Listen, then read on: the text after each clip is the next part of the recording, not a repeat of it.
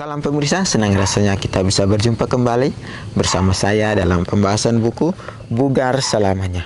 Buku ini ditulis oleh Dr. Kay Kusma, yang dimana perubahan pola hidup yang akan menambah umur dalam hidup Anda dan menambah semangat tahun-tahun Anda. Kekuatan harian untuk merangkul kebugaran fisik, mental, dan spiritual. Motivasi, inspirasi, dan dorongan.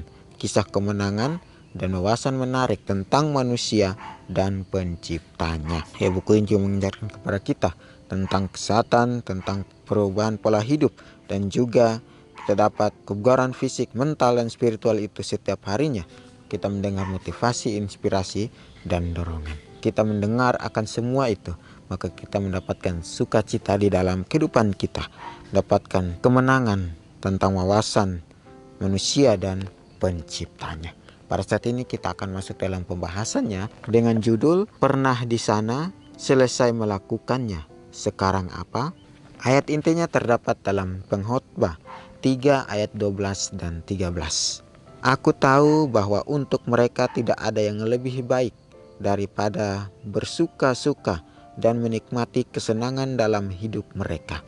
Dan bahwa setiap orang dapat makan, minum, dan menikmati kesenangan dalam segala jerih payahnya, itu juga adalah pemberian Tuhan. Rekan saya memiliki kecintaan yang besar terhadap golf. Dia pernah ke Skotlandia, Inggris, Palm Desert, dan daerah lain yang terkenal dengan lapangan golfnya untuk bermain dan menikmati keindahan dan tantangannya. Dia bahkan telah merasakan kesenangan mencapai hole in one. Pernah di sana, pernah melakukannya, sekarang apa? Di sini mengingatkan kembali kepada kita bahwa untuk mereka tidak ada yang lebih baik daripada bersuka-suka dan menikmati kesenangan dalam hidup mereka.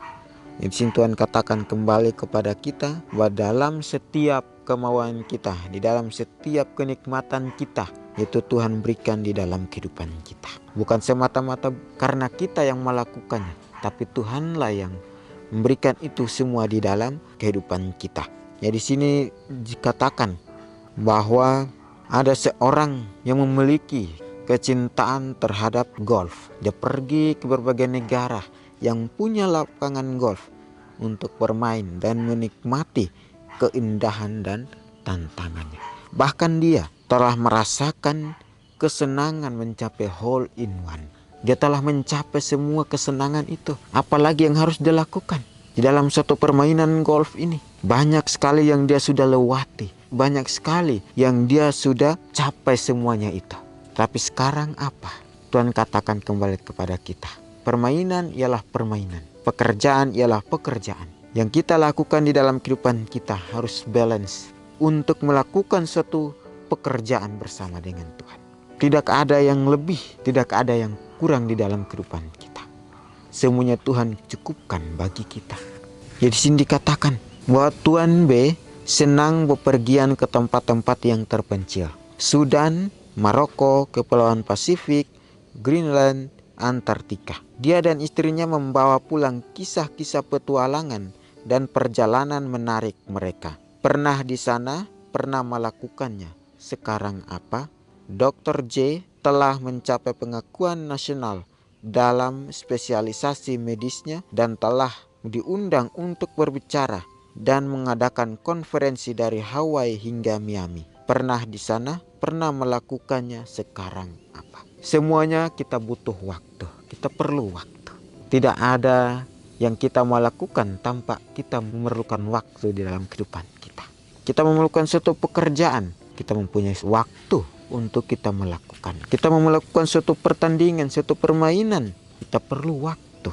Di sini Tuhan katakan waktu apa yang kita sering kita pakai di dalam kehidupan kita.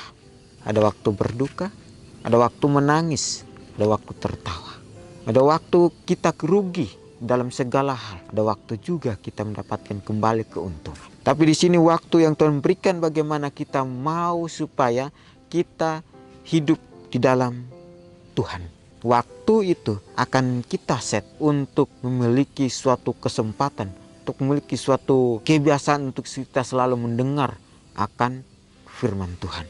Kita pernah melakukan segala sesuatunya. Tetapi jika kita tidak mau untuk melihat kembali karya Tuhan di dalam kehidupan kita, Tuhan mengizinkan itu terjadi di dalam kehidupan kita. Memberikan kita waktu, memberikan kita kesempatan, memberikan kita kenikmatan. Tapi di sini katakan bagaimana kita mau menjadikan suatu kesenangan itu menjadi satu sukacita yang besar di dalam kehidupan kita. Semua itu adalah pemberian Tuhan. Kita mempunyai hobi, kita mempunyai kecintaan terhadap suatu permainan, kita mempunyai suatu talenta, tapi itu adalah pemberian Tuhan. Ya, bagaimana kita mengklaim janji Tuhan? Dengan cara kita berdoa kepada Tuhan, dengan kita melakukan akan kehendak Tuhan. Tuhan katakan, mungkin kita pernah di sana sudah melakukannya. Sekarang apa? Tuhan meminta lebih dari itu. Kita merasa kita sudah melakukannya, kita merasa kita sudah selesai bekerja. Tapi Tuhan katakan, masih ada lagi pekerjaan yang lebih besar untuk kita lakukan. Di dalam hidup tidak ada kita dapat bersuka cita, kita selalu bahagia. Di dalam perjalanan kita ini banyak yang kita hadapi. Tapi bagaimana kita mau terus mengandalkan Tuhan di dalam kehidupan kita? Bagaimana kita terus percaya kepada Tuhan? Masa segala sesuatunya indah pada waktunya. Ayat ini memberitakan kepada kita, segala sesuatu indah pada waktunya. Supaya kita dapat mengerti, kita dapat pahami baik-baik apa rencana Tuhan di dalam kehidupan kita. Mungkin rencana Tuhan di dalam kehidupan kita melakukan suatu pekerjaan yang luar biasa, yang tidak mungkin kita lakukan itu di dunia ini. Tapi apa yang kita lakukan, yang Tuhan berikan dalam kehidupan kita, kita meminta hikmat, kita meminta akan kehendak Tuhan ada di dalam kehidupan kita, sehingga itu dapat berjalan sesuai dengan kehendak Tuhan. Ya, di sini dikatakan bahwa Dr. J telah mencapai pengakuan nasional dalam spesialis medisnya dan telah diundang untuk berbicara dan mengadakan konferensi dari Hawaii hingga Miami. Pernah di sana, pernah melakukannya. Sekarang apa? Tuhan begitu luar biasa memberikan kepada kita satu contoh yang baik. Ketika dia sudah melakukan tugasnya, dia pindah lagi ke tempat yang lain. Dia pernah ada di sana, tapi bapaknya meminta yang lebih, yaitu bagaimana dia memberikan hidupnya untuk kita. Di sini katakan, Tuhankah telah mencapai kemandirian finansial sehingga satu-satunya kekhawatiran fiskalnya adalah bagaimana agar tidak kehilangan itu. Pernah di sana, pernah melakukannya. Sekarang apa? Salomo sangat akrab dengan kelima W.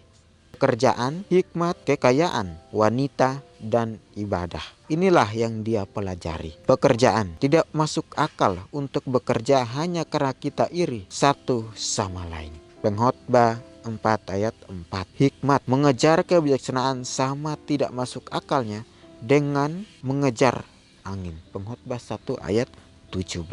Ini pelajaran-pelajaran Raja Salomo pelajari di dalam kehidupannya. Dia sangat akrab juga dengan 5W ini. Pekerjaan, hikmat, kekayaan, wanita, dan ibadah. Di sini juga dia katakan, tidak masuk akal kita melakukan suatu pekerjaan hanya karena kita iri satu sama lain. Dan ajaran kepada kita, jangan kita membawa sifat kita seperti itu di dalam suatu pekerjaan.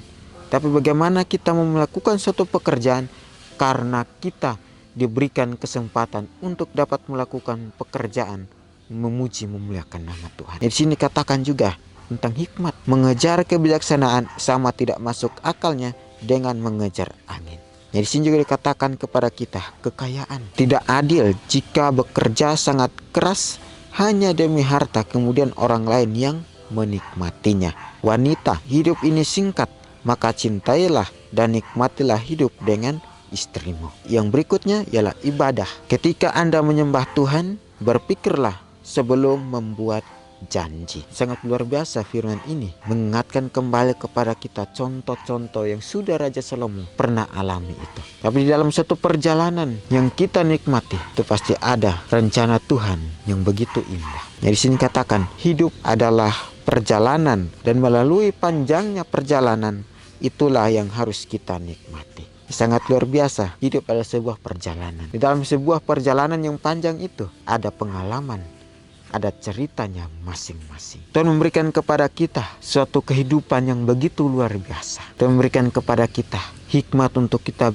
menjalaninya dengan penuh kasih. Sebagaimana hidup adalah sebuah perjalanan. Pelajaran tentang hidup bila mana kita melakukan akan kehendak Tuhan yang mungkin berlawanan dengan kedagingan kita. Kita melakukan pekerjaan Tuhan mungkin membuat kita hancur. Tapi dalam panjangnya perjalanan itu, klaim janji Tuhan. Tuhan akan memberikan kita kelegaan. Tuhan akan memberikan kita sukacita. Berjalan bersama dengan Tuhan sangat luar biasa. Berjalan bersama dengan Tuhan pasti adanya juga krisis, pasti adanya juga sukacita, pasti adanya juga penderitaan. Bila mana kita melakukan pekerjaan dengan penuh sukacita, maka perjalanan yang panjang itu akan membawa pengalaman kita sampai kita bertemu dengan Yesus. Kita tidak boleh mengorbankan kenikmatan perjalanan itu demi mencapai tujuan kekayaan, hikmat, ketenaran pekerjaan, kenikmatan seksual terlarang, atau kesombongan dalam ibadah kita kepada Tuhan. Kita tidak boleh mengorbankan perjalanan, kenikmatan perjalanan itu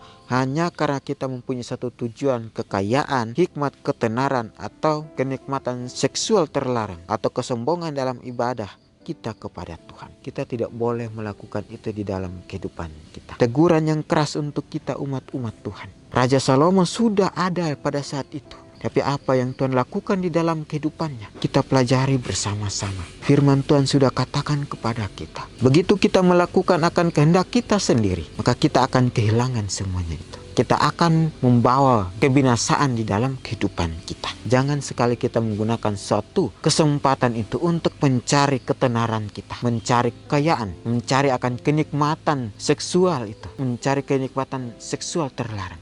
Bagaimana kita mau melakukan akan kehendak Tuhan di luar dari kehendak kita. Di sini juga dikatakan, penasihat Salomo sederhana saja. Bekerja keras, nikmati hasil pekerjaanmu. Berbagilah ilmu dan hikmatmu kepada orang lain. Sayangi pasanganmu dan hormatilah Tuhan dalam segala hal yang Anda lakukan. Ketika kita melihat ke belakang tentang kehidupan kita, akankah kita melihat bahwa selama ini kita sedang mengejar angin, ataukah kita dapat berkata, saya siap ketika Tuhan membawa setiap perbuatan ke dalam penghakiman karena saya telah mengasihi Dia dan memelihara hukum-hukumnya. Apakah yang Anda dapat lakukan untuk menikmati sepenuhnya perjalanan Anda sepanjang hari ini? Nasihat Salomo sangat luar biasa untuk kita anak-anak muda. Untuk kita terus melakukan satu pekerjaan, untuk kita terus saling menghormati akan Tuhan kita, saling menghargai antara satu sama lain. Jangan kita memakai hikmat kita untuk menjadi kenikmatan kedagingan kita. Perjalanan yang panjang itu untuk melakukan suatu pekerjaan yang luar biasa. Nasihat Salomo ialah bekerja keras, nikmati hasil pekerjaanmu, berbagilah ilmu dan hikmat. Nasihat Salomo yang sangat luar biasa yang kita ambil saat ini untuk kita lakukan di dalam kehidupan kita. Di sini juga dikatakan bahwa ketika kita melihat ke belakang tentang kehidupan kita, akankah kita melihat bahwa selama ini kita sedang mengejar angin, ataukah kita dapat berkata, saya siap ketika Tuhan membawa setiap perbuatan ke dalam penghakiman karena saya telah mengasihi Dia dan memelihara hukum-hukumnya. Kita harus siap untuk menghadapi semuanya ini. Kita melihat kembali kehidupan kita ke belakang, kita harus bersyukur, kita harus nikmati bagaimana Tuhan berkarya di dalam kehidupan kita. Di sini juga sangat luar biasa pertanyaannya. Apakah yang Anda dapat lakukan untuk menikmati sepenuhnya perjalanan Anda sepanjang hari ini? Perjalanan kita bila mana kita mau bersyukur kepada Tuhan, kita melakukan akan kehendak Tuhan.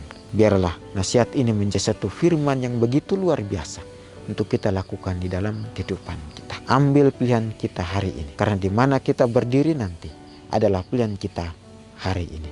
Pikirkan itu baik-baik di dalam kehidupan kita. Ya pemirsa, inilah pembahasan firman Tuhan. Kita akan berjumpa lagi di kesempatan yang berikutnya dan Tuhan memberkati.